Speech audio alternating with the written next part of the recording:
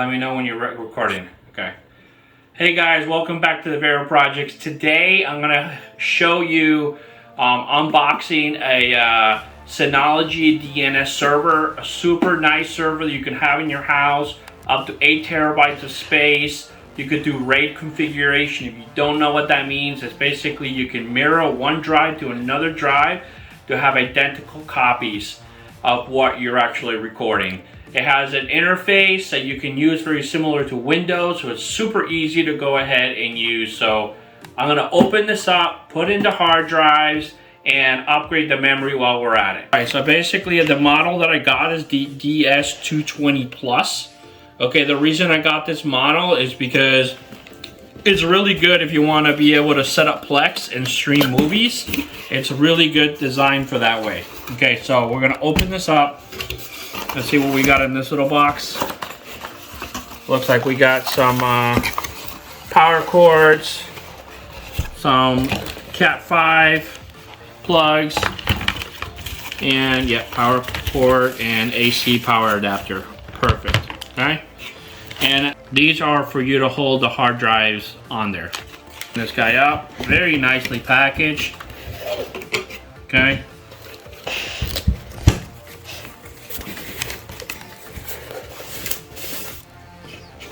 Wow, very nice. So this is the back here. You can see power supply. You can put a USB stick. You got 2 Ethernet ports in here for you to hook up. And then here's the front that you're able to just pop that out. This is the faceplate. Okay, so I'm gonna take this off. Right, the faceplate that goes here, take this off. And then what you're gonna do is we're gonna push that push button. Yeah, you're gonna push this and it actually slides out in order for you to put in the drives that you want. Before we set this up, we're gonna make sure that we can upgrade the memory card. As you see, you can put a new memory card in here, an additional 4 gigs. So it already comes with 2 gigs, but I'm gonna add an additional 4 gigs of memory, okay? So I went ahead, I bought the extra memory cards. You see here, 4 gigs for this Synology. Okay, so here's the memory card. We're gonna take this guy out. You're gonna take out this out. You're gonna grab this. You're gonna place it like this, upward. Okay, until you see that it's there, and then you're gonna push it down until you hear the click. Click, perfect, okay? All right, guys, so I got 2 of these Iron Wolf Seagate 8 terabyte hard drives. They are SATA drives, as you see here, SATA. Okay, so what we're going to do now is we're gonna go ahead and mount these on here, okay? So let's go ahead and start with that. Very simple. What you do is you pop these out, okay? That's one side. You pop out the other side. Bam. Okay, put in your drive. And you're gonna pop that back in.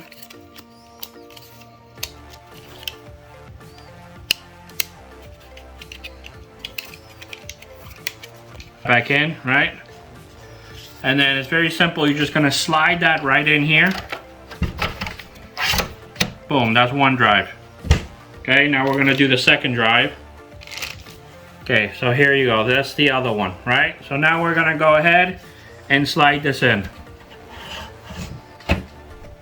And that's it, you're set. Now all you gotta do is put in your faceplate.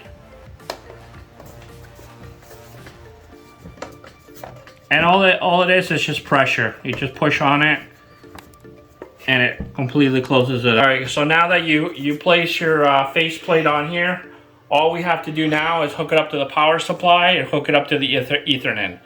And then you're gonna follow the instructions that it comes with the server.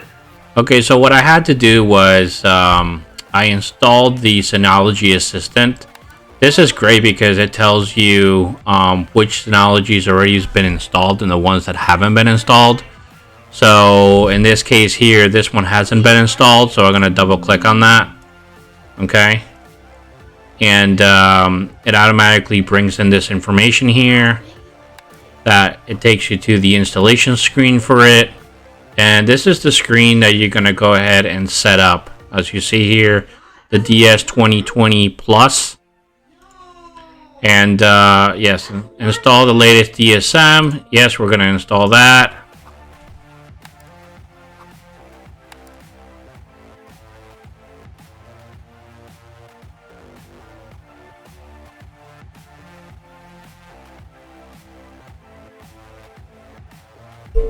Okay, you see here that it says welcome to the DSM 7.1. Press start, and this is where you're gonna go give the device name and the administrator account. Okay, so now after you've entered those credentials, you're gonna go ahead and select how you would like the updates. If you don't have an account, then create an account. In this case, I have an account because I have another DS Synology server, so I'm gonna log in.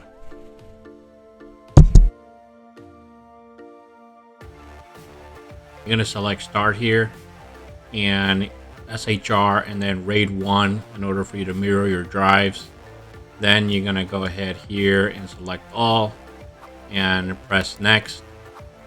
You're gonna want to make sure that you skip the drive check if you wanted to go fast, and then select your maximum here to allocate all space, and then the top option, and then it's going to tell you it's going to wipe out the drives.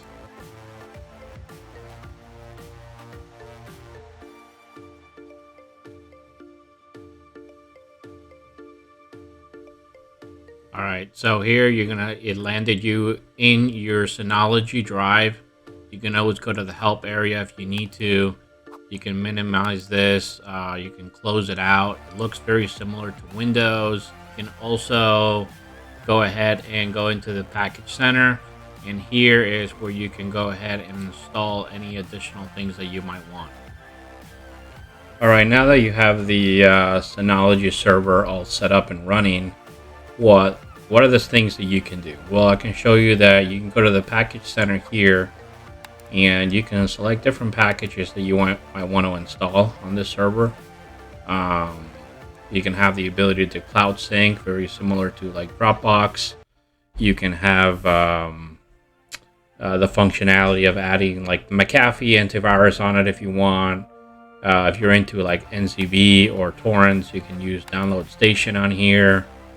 Some other things that you can do are you can run like a WordPress site on here if you're looking to your own like video surveillance system with Camcrest if you're looking to use those types of cameras, those sorts of things. And then the cool thing is that it has these beta packages that you can select from. Like you can actually even run Plex Media server on here, right? And you can also see like the packages that have already been installed, and then you can either open these or delete them, and it'll automatically uninstall it for you.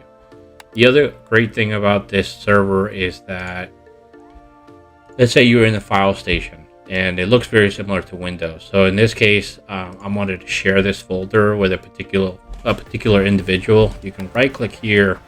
As you can see here, you could download this, you can upload it, you can create new folders, you can move these to archive. You can have the share functionality here that allows you to share it. You can share it through our QR code if you want, those sorts of things. Some of the things that I typically do when I first get this installed, I go to the control panel and I make sure that the hardware power, I come in here and I change, I believe it was this one here, restart automatically when power supply issue is fixed. Meaning that means like if there's a power outage and the power comes back on, it'll automatically come back on its own without you having to turn on the server manually. Okay. Some other things that I do is I do like full speed mode for the fan. They say it's a little louder, but to be honest with you, you won't even hear any of it. What else? Let's see here. You have the updates and restore. So in this case here, it'll tell you the version that you currently have. If you want to do a reset, erase all data, you can do a system recovery if you need to. And one thing I do here is I always go to notification and enter my email address. And the reason I do that is because if the server goes down or If a backup fails, it automatically sends you an email letting you know what's happening with the server. Even if there's like updates that happen on the server, it'll automatically email you as well. So some of the really cool things about it, if you do come in here into like Info Center, it tells you, you know, what type of CPU and memory and that sort of thing that's currently running on here, your time zone, those sorts of things that you can change as well. And yeah, so I really hope that you do you like this. It's a great way to store your data if you want to have that redundancy and be able to mirror those drives. So if one drive fails, your data never is lost. You can always drop in a new drive and it automatically mirrors itself. Very interesting. And the one thing I do love about this is that you can log in from anywhere in the world to your server at any given time. There's great apps that you can download from the Android store that you can get there as well. And yeah, but yeah, well, I appreciate everybody watching, and go ahead and subscribe, hit that like button. We're trying to get to 1,000 subscribers. We're getting very near to that, so I appreciate everybody so far that has subscribed and has followed us. So I'll see you next time. Have a good one.